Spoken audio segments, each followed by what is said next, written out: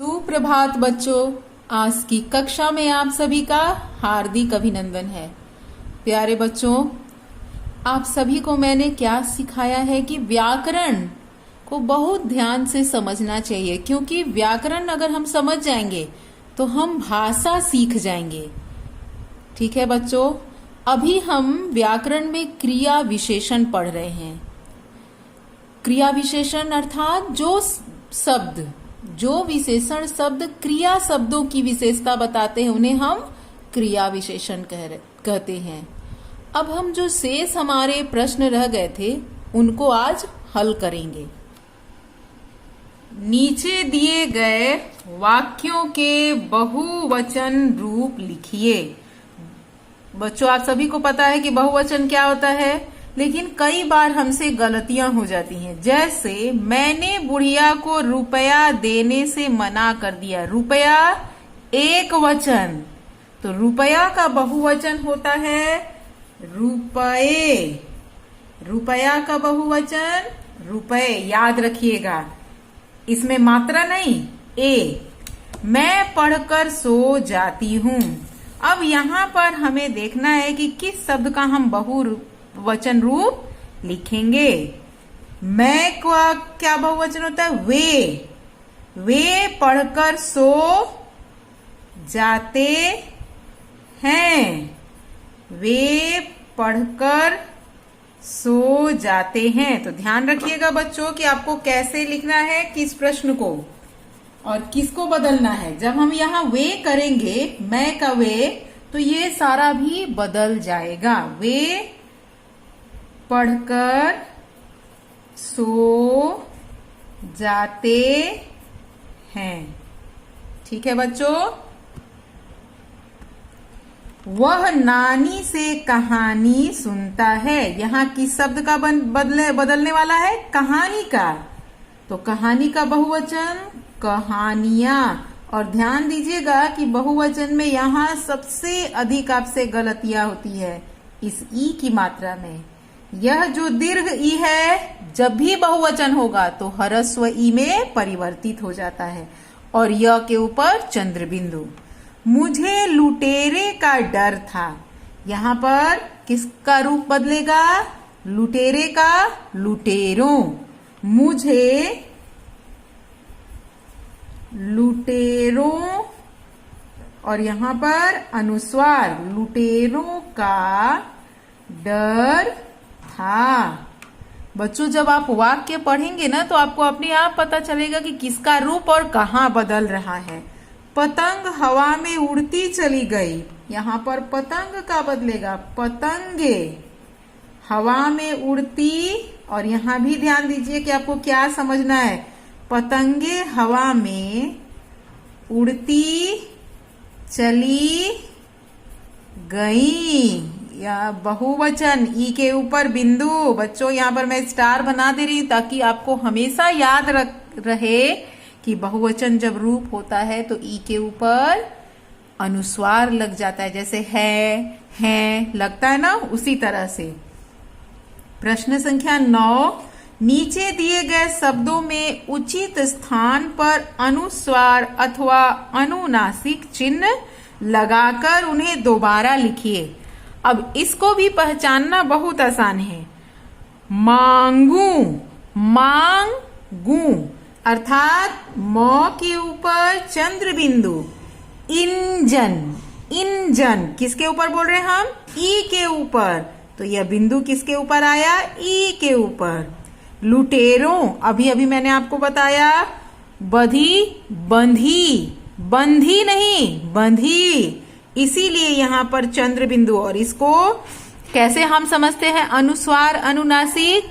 जब हम अनुस्वार का प्रयोग कर रहे हैं तो हवा है सीधे नाक को टकरा रही है, इंजन। और मांगू बोलेंगे तो नाक और मुंह दोनों भाग को एक समान रूप से हवा स्पर्श कर रही है। उसी तरह से बधी, बंधी। पतंगे, पतंगे।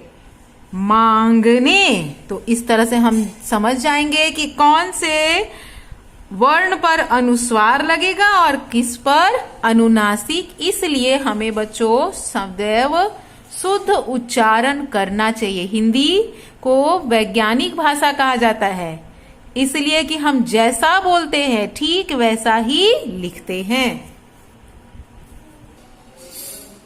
बच्चों अब हमें सूचना लेखन ध्यान देना है। आप लोगों को मैंने शुरू के वीडियो में सूचना लेखन के बारे में बताया था। मैं पुनः आप लोगों को अगर नहीं समझ में आ रहा हो तो सूचना लेखन का जो वीडियो है स्टार्टिंग का उसको देख लीजिएगा। और सूचना में हमें किन किन बातों का ध्यान रखना चाहिए वो सीखना है। ठीक है बच्चों, सूचना का पहले हम विषय पढ़ते हैं। सूचना का विषय है आप श्रेया शर्मा, मतलब कि आप अपने नाम से नहीं लिखेंगे, किसके नाम से सूचना देंगे, श्रेया शर्मा, और कक्षा 7वीं के विद्यार्थी हैं। स्कूल से आपकी साइकिल चोरी हो जाती है, इसके लिए एक सूचना बनाकर लिखिए। तो सबसे ऊपर क्या लिखना चाहिए सूचना में, ध्यान देंगे, सबसे ऊपर सूचना, नोटिस, और इसके नीचे संस्था का नाम। संस्था का मतलब कि किस जगह से यह नोटिस या सूचना दी गई। तो नीचे हम अपने विद्यालय का नाम देंगे। विद्यालय का नाम doctor D Ram DAV public school गोला रोड। पूरा हो गया पता। अब सूचना सबसे ऊपर, नीचे संस्था का नाम, बीच में हमको लिखना है विषय। ठीक है बच्चों, यहां हमने लिख दिया। अब हम यहां पर देंगे विषय, नीचे विषय। विषय क्या है, स्कूल से साइकिल चोरी के संबंध में। जैसे आप जब प्रधानाचार्य को या संपादक महोदय को पत्र लिखते हैं तो विषय देते हैं ना, उसी तरह से इसमें भी विषय है स्कूल से आपकी नहीं, साइकिल चोरी के संबंध में। ठीक है बच्चों, स्कूल से साइकिल चोरी के संबंध में। अब ये हो गया। अब हमको क्या करना है, सूचना देना है। सूचना में हमें मुख्य बातों का ध्यान देना चाहिए। कौन कौन सी, यहां मैं ऊपर में लिख दे रही हूं, आप सभी ध्यान से समझ ले कि क्या क्या चीजें किसी सूचना में होनी चाहिए। सबसे ऊपर में है सूचना। सूचना के बाद संस्था का नाम, संस्था का नाम के बाद विषय, और हाँ एक चीज और छूट गया, बीच में दिनांक। किस दिनांक को यह सूचना अग्रसर की गई है, तो दिनांक। दिनांक के नीचे विषय। अब विषय जब हम लिख लेंगे तब हमको क्या लिखना है कि किस चीज के बारे में हम यह सूचना दे रहे हैं, उससे संबंधित मुख्य बातें। ठीक है, जैसे साइकिल चोरी, तो हम इसी के बारे में मुख्य बिंदु क्या क्या है कि साइकिल जो चोरी हुई है वह किस कंपनी की है, उसका रंग क्या है, कंपनी, रंग, दिनांक, किस दिन। ये वाला दिनांक नहीं, ये अलग है, जब आपकी साइकिल चोरी हुई थी, किस दिन और कब चोरी हुई है। ठीक है, अंत में आप क्या चाहते हैं, और सबसे नीचे जो सूचना दे रहा है सबसे नीचे में उसका नाम होना चाहिए, सिग्नेचर के साथ, उसके पद नाम के भी साथ। पद नाम का मतलब हुआ, जैसे यह एक स्टूडेंट है श्रेया शर्मा, तो नीचे लिखेगा श्रेया शर्मा कक्षा 7वीं का छात्र। अगर यह प्रिंसिपल के तरफ से होता या प्रभारी महोदय के तरफ से सूचना होती तो उनका नाम होता और उनका पद नाम होता। ठीक है बच्चों, अब हम सूचना प्रारंभ करें। हमारा क्या छूट गया था, दिनांक, तो इसको मैं मिटा देती हूँ और यहाँ पर हम लिखेंगे दिनांक। कि यह जो सूचना दी जा रही है किस दिन दी जा रही है। जैसे मैं आज का ही दिनांक डाल दे रही हूं, 17/7/2020। विषय स्कूल से साइकिल चोरी के संबंध में। ये हो गया हमारा विषय। अब हमको क्या जानकारी देनी है कि किसको हम यह सूचना दे रहे हैं। हम सारे बच्चों को सूचना दे रहे हैं, तो सभी विद्यार्थियों को यह सूचित किया जाता है कि मैं श्रेय शर्मा कक्षा 7वीं, और हम सेक्शन भी लिख देंगे कि हो सकता है कि एक ही नाम के कई बच्चे हो, तो श्रेय शर्मा कक्षा 7वीं बी का छात्र हूं। बच्चों, अगर यहां पर कोई लड़की लिखेगी तो वह श्रेया शर्मा भी लिख सकती है। मैं श्रेया शर्मा कक्षा 7वीं बी का छात्र हूं। दिनांक 10/7/2020 को स्कूल या विद्यालय, स्कूल के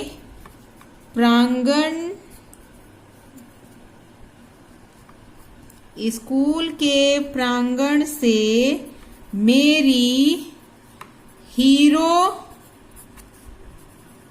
कंपनी की लाल रंग की साइकिल चोरी हो गई है। जिस किसी को, बच्चों ध्यान दीजिएगा कि जिस तरह से पत्र लेखन का एक अलग तरीका होता है, उसी तरह से सूचना लेखन का भी अलग तरीका होता है। आप समाचार पत्रों में देखिएगा कि सूचना किस तरह से लिखा जाता है। जिस किसी को वह प्राप्त हो, कृपया उसे विद्यालय के ऑफिस या विद्यालय के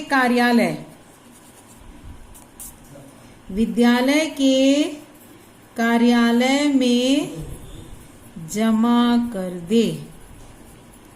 अब ये श्रेया शर्मा की ओर से सूचना चली गई। अब सबसे नीचे अब क्या लिखना है? अब सबसे नीचे नाम देना है श्रेया शर्मा का।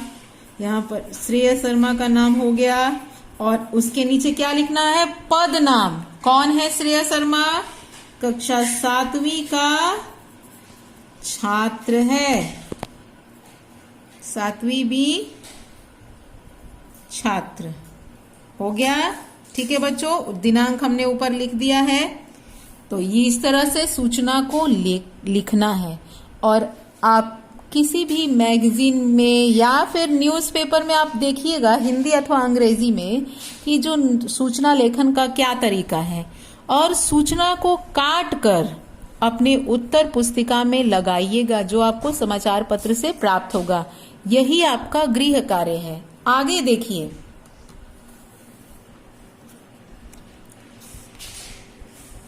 पाठ 12 दोहे। ऊपर दिए गए दोहे में से मोटे काले शब्दों के दो नाम और लिखिए। मोटे काले शब्दों के दो नाम और लिखिए। क्या लिखा है? तरु, पेड़, वृक्ष, और इसका अन्य नाम भी है विटप। तो आप और दूसरा भी लिख सकते हैं, 2 से अधिक। नीर, जल, पानी, अम्बु, आप और भी लिख सकते हैं बच्चों। अगर हमारे पास ज्ञान है तो हम 2 ही क्यों, और भी लिख सकते हैं, लेकिन कम से कम 2 लिखना चाहिए। नीचे दिए गए शब्दों के तीन तीन पर्यायवाची शब्द छांट कर लिखिए। पर्याय का मतलब ही होता है उसके समान अर्थ देने वाला। जब कभी कोई आपसे कहे कि पर्याय मतलब कि कोई भी शब्द है उसके समान अर्थ देने वाले शब्दों को हम पर्यायवाची शब्द कहते हैं। मनुष्य यहाँ पर दिया गया है, इसमें से आपको ढूंढ लेना। मनुष्य, आदमी, मानव, मनुज। युद्ध, रण, समर, संग्राम। सोना, स्वर्ण, कनक, कंचन। कपड़ा, वस्त्र, अंबर, वसन। देखिए बच्चों, अंबर का मतलब केवल आकाश ही नहीं, कपड़ा भी होता है। सरस्वती, भारती, शारदा, वागीश्वरी। तो इनमें से आपको छांट कर लिखना है। प्रश्न संख्या 3 देखिए। नीचे दिए गए शब्द समूहों में से उस शब्द पर घेरा लगाइए जो समूह के अन्य शब्दों से भिन्न है। समूह के अन्य शब्दों से तो हमको कब पता चलेगा कि भिन्न है? जब हम सबके अर्थ जानेंगे। पवन, वायु, पावन, अनिल। आपको क्या लग रहा है सबसे अलग? पवन, वायु, अनिल ये तीनों हवा के पर्यायवाची हैं, लेकिन पावन का मतलब होता है पवित्र, अर्थात यह अलग है। दामिनी, मंदाकिनी, विद्युत, चंचला। दामिनी, विद्युत, चंचला ये तीनों बिजली के पर्यायवाची है, किंतु मंदाकिनी जिसको आप गैलेक्सी कहते हैं ना, आकाश गंगा भी कहा जाता है, उसी का पर्यायवाची है, अर्थात ये अलग है। बाकी ये तीनों बिजली के हैं। आप ध्यान पूर्वक समझिएगा। भानु, रवि, राकेश, दिनेश। ध्यान दीजिए बच्चों, भानु, रवि, राकेश, दिनेश। भानु सूर्य का पर्यायवाची, रवि सूर्य का पर्यायवाची, दिनेश सूर्य का पर्यायवाची, किंतु राकेश रात्रि का पर्यायवाची। तट, कूल, किनारा, कूल। इसमें से अलग शब्द तट, किनारा एक जैसा लग रहा है, कूल का मतलब भी किनारा ही होता है। इसमें अलग ये कूल, इस कूल का मतलब होता है जिसको हम खानदान कहते हैं कि आप किस कूल खानदान के हैं, तो इस कूल का मतलब ये होता है। सुगंध, महक, प्रसून, सौरभ। आज आपको पता चलेगा इन नामों का अर्थ। सुगंध का अर्थ सभी को मालूम है, महक। और सौरभ का मतलब भी सुगंध होता है, किंतु प्रसून का मतलब फूल होता है। पुष्प प्रसून आपने पढ़ा है, सुना भी है, तो यह अलग है। इन तीनों का अर्थ एक है, केवल ये फूल का पर्यायवाची है। आगे देखिए, नीचे दिए गए शब्दों में से एक से अधिक अर्थ है, मतलब शब्द एक है किंतु उसके एक से अनेक अर्थ हैं। उनका वाक्यों में इस प्रकार प्रयोग कीजिए कि उनके दो दो अर्थ स्पष्ट हो जाएं। बच्चों, पुस्तक में ये लिखा है तो इसकी नकल आप हरगिज नहीं करेंगे, आप अपने से वाक्य बनाइएगा। अगर कोई इस पुस्तक की नकल करेगा तो मैं उसकी कॉपी चेक, ये उसकी बुक चेक नहीं करूंगी। मैं आपको अर्थ समझा दे रही हूं, आपको वाक्य स्वयं लिखना है। हार का मतलब क्या होता है? माला। और दूसरा पराजय। हमको किससे वाक्य बनाना है? हार से। अब मैं उदाहरण दे रही हूं। मैंने सोने का हार पहना है, मुझे युद्ध में हार मिली। ठीक है, इससे वाक्य बनाना है और इस तरह से वाक्य बनाना है कि अलग अलग अर्थ प्राप्त हो। ग्रहण का मतलब होता है किसी चीज को हम जब स्वीकार करते हैं। और ग्रहण किसको बोलते हैं? जब किसी ग्रह पर किसी दूसरे ग्रह की छाया पड़ती है तो उसको भी ग्रहण कहा जाता है। जैसे आज चंद्र ग्रहण है, आज सूर्य ग्रहण है, मैंने भगवान के प्रसाद को ग्रहण किया, मैंने आज भोजन ग्रहण किया। ठीक है बच्चों। काल आप सभी को मालूम है, काल मतलब समय। और दूसरा काल क्या होता है? मृत्यु को भी काल कहा जाता है। इसका वाक्य में इस प्रकार प्रयोग करना है कि एक से समय निकले, दूसरे से मृत्यु। अब मैं वाक्य नहीं बताऊंगी, आपको खुद प्रयोग करना है। फल, फल का मतलब क्या होता है? एक होता है जो खाने वाला फल है, पेड़ों का, वृक्षों का फल, और दूसरा फल क्या होता है? परिणाम, परिमाण नहीं, परिणाम अर्थात रिजल्ट किसी चीज का।